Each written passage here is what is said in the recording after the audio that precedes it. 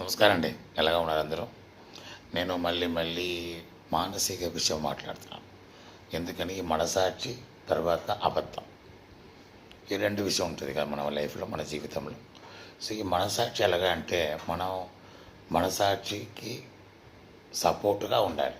లేకపోతే మనసు పెట్టుకొని ఉండాలి. ఒకటి. అబద్ధం చెప్పకూడదు. అన్ని విషయాలు అబద్ధం.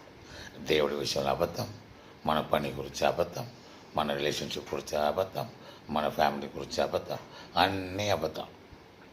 బోలు మనుషులు ఇక్కడ చూశాను నేను ఫారెన్లో. నేను చాలా కంట్రీ చూసి వచ్చాను నేను. ఎందుకు అబద్ధం? మనసాక్షి ఉండాలి కదా. ఈ మనసాక్షి అడిగితే అందరూ ఒక భయం వస్తుంది, కోపం వస్తుంది. ఎందుకు తెలుసా? ఎవరు నిజంగా ఉండలేదు. ఎవరు తప్పు చేస్తున్నారో వాడికి నిజం, నిదానం ఏముండదు. ఎందుకని మనసాక్షి లేదు. నిజం ఏమంటే పనికి వచ్చావా, పని చేయి.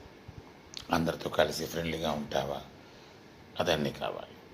తర్వాత ఎవరితో ఏ లిమిట్లో పెట్టుకోవాలి, మనలో ఎవరు ఏ లిమిట్లో ఉండాలి. మనకి ఇండియాకి వెళ్తే మన అందరికీ ఒక పాస్పోర్ట్ ఉంది కదా, ఇండియా పాస్పోర్ట్ ఉంటుంది కదా. సో అది ఒక వాల్యూ ఇవ్వాలి. మన దేశంకి, మన కల్చర్కి, మన ట్రెడిషన్కి, మన హెరిటేజ్కి వాల్యూ ఇవ్వాలి కదా. అదన్నీ ఉంటే మనకు దేవుడు ఆశ్రమం చేసి ఓకే నిజంగా ఉంటారంటే దేవుడు మంచి పని చేస్తారు.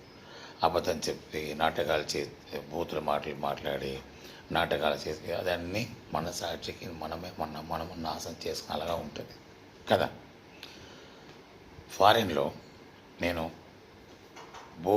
జెంట్స్ లేడీస్ చూసాను. అస్సలు మనస్సాక్షి లేదండి. ఇలాగ తిని ఇలాగ మర్చిపోతారు, ఇలాగ తీసుకుని మర్చిపోతారు. అన్నీ ఫ్రీగా కావాలి.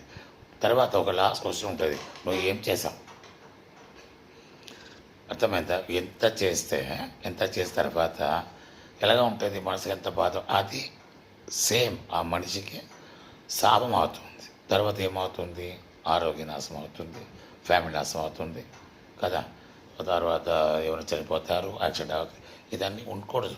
అందుకోసమే మనము మనసాక్షి అండ్ తర్వాత అబద్ధం 2 చేయకూడదు. నిజంగా ఉండాలి. అర్థమైందా? దేవుడు ఎప్పుడు చూస్తున్నారు, మనం ఒక్కటి లేదు, దేవుడు ఉన్నారు మనకు పైక. అర్థమైందా? ఇప్పుడు మనసులో పెట్టుకో. ఊరికే అబద్ధం చెప్పి డబ్బు తీసుకుని మనసాక్షి లేకపోతే వేస్ట్. ఏమో నీ మనసులో ఉంది చెప్పాను. God bless you all.